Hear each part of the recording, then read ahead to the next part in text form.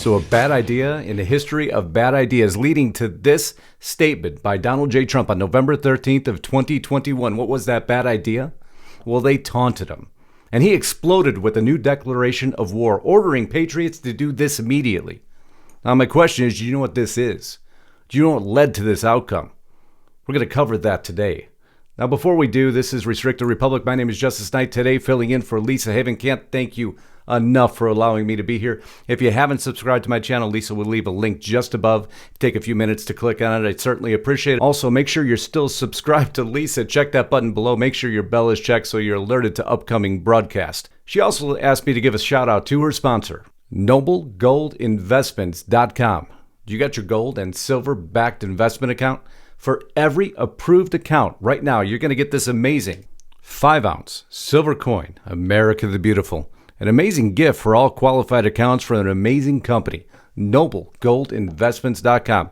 Get over there, check them out. Make sure you protect your retirement with a gold and silver backed IRA. Also, if you haven't checked out RestrictedRepublic.com, get over there now. Right now, discount code Let's Go Brandon at monthly checkout. What are we covering? And by the way, that gets you $6 a month for the next 24 months plus 14 days for free. Well, if you want to know everything about what happened, about the arrest of Igor Danchenko, we've ripped through it. Man at the center of the Steele dossier, all the characters, all the cast, what this is going to lead to. And we did it in a multi-part series all about this docket, count 1 through 5. The intro, the rat. Oh, this changes everything in the middle of our broadcast. The Trump haters, and that's right, the PP tapes themselves. Get over there now, check it out. You need to know all the details because it indicates what's coming next. But now let's get back to this broadcast and what triggered Trump's reaction. Yeas are 228 and the nays are 206. The motion is adopted. And so it began, stemming off of this vote. Oh, the totals were bad enough on the Biden infrastructure bill, but it's what's within those totals that set Trump ballistic. And it wasn't the nays, the 6 Democrats that voted no. You see, that contributed because it actually allowed the bill to be defeated rather easily. It was Jamal Bowman, Cori Bush, Alexandria Ocasio-Cortez, Ilhan Omar, Ayanna Pressley, Rashida Tlaib that voted no, opening the door to having the entire infrastructure bill pushed aside, but no. It's the 13 Republicans that set Trump off. These 13, to be more specific, Bacon, Fitzpatrick, Gonzalez, Katko, to name a few, Upton Smith, Reed, McKinley. Well, Trump took issue with it, and so he put that issue on paper. Republicans who voted for Biden's infrastructure bill come under fire from Trump. Oh, they certainly did. Republican, labeled traitor for infrastructure vote, calls bill win for Americans, not Biden. That on Newsweek. What did Trump have to say? Very sad that the rhinos in the House and Senate gave Biden and Democrats a victory on the non-infrastructure bill. Trump said in a statement, they just don't get it, and they truly don't get it. That's been the problem all along. It's when one side can't even stand together against something that should never come to reality. This is what happens. Well, Trump's not going to stay silent. Pro-infrastructure Republicans fire back. Of course they do. We're mad as hell. Bacon pushed back against the criticism, saying in a Tuesday phone interview with Fox News that it makes him angry as hell because most of it's false. That's right, you heard it. Most of it's false. Not all of it. They're mincing words just like the Democrats now. No difference whatsoever. He went on to state.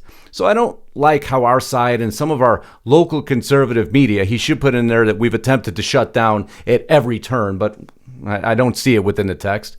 Has said that a vote for this is a vote for the other. Bacon said it's false, and ultimately I hold our team responsible if they're using it. Then comes out Andrew Garbarino, who has to say, same thing Democrats say, there is a lot of misinformation being circulated. In other words, if you disagree with us, we're going to call it misinformation. That's become the buzzword.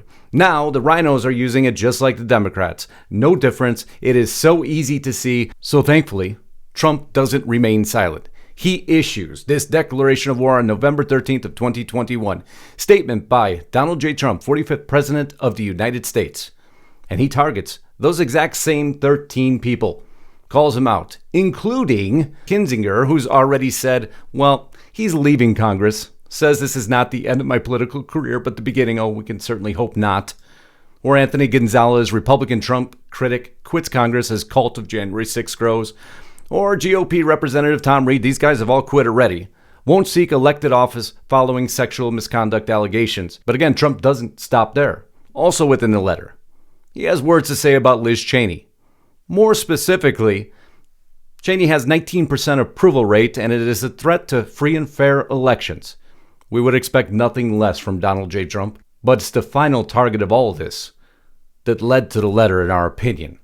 Lisa Murkowski makes re-election run official, fires back at outsiders like Trump.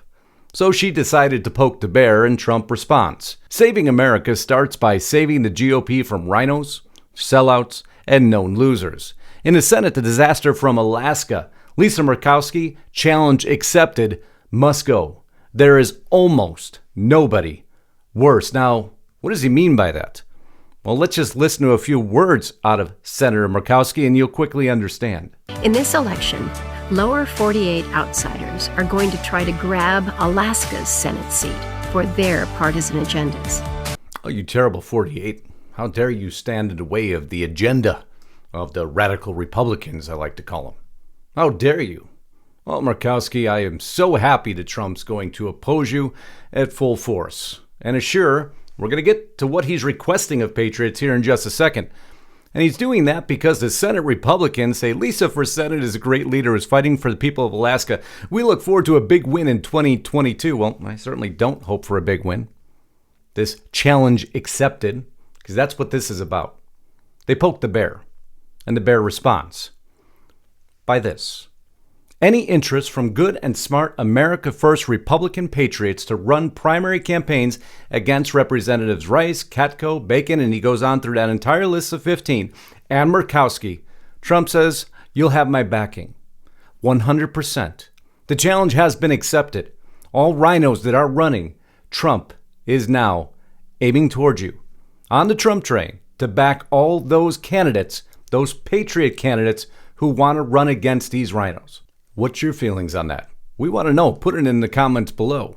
This story about Trump calling on people to challenge a laundry list of Republicans who voted for Biden's infrastructure bill, leading to this statement by Donald J. Trump concerning these 13 representatives. Not all are listed within this graphic because he's got some senators he took issue with also.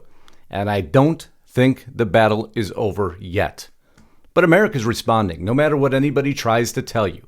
America is waking up and responding so much now that even in the White House, they're forced to respond to some of our favorite and our discount code on Restricted Republic right now. Well, hear it for yourself. Sporting events and on signs, the phrase is "Let's go Brandon," a sort of code for a profane slogan attacking President Biden. What does the president make of that? I don't think he spends much time focused on it or thinking about it. Well, Jen, maybe he should spend some time thinking about it. Now you can't just dust it under the rug anymore. Biden approval hits new low as economic discontent rises. Post ABC poll finds on the Washington Post. You see, it's not going away and it's not changing. The Biden administration has no propensity to make a single good decision. So nothing will change except they will continue to run roughshod over our freedoms, our liberties, and our economic stability. That will not change with this administration. So as long as America continues to stay awake and we don't give up this battle for our freedoms, never say it's just not going to change, because in actuality, if you want to watch my video on gerrymandering, you'll understand exactly why it's going to change. It's important information to view, because trust me, it will give you faith and new hope that things will finally be adjusted here shortly. And it is so necessary, as they have thrown this great republic into such disarray, that we continue day and night to fight for our very freedoms and sovereignty. I can't thank you enough for allowing me to be here, filling in for Lisa Haven. And until next time, we love you all. Godspeed and God bless. Justice Knight, signing out.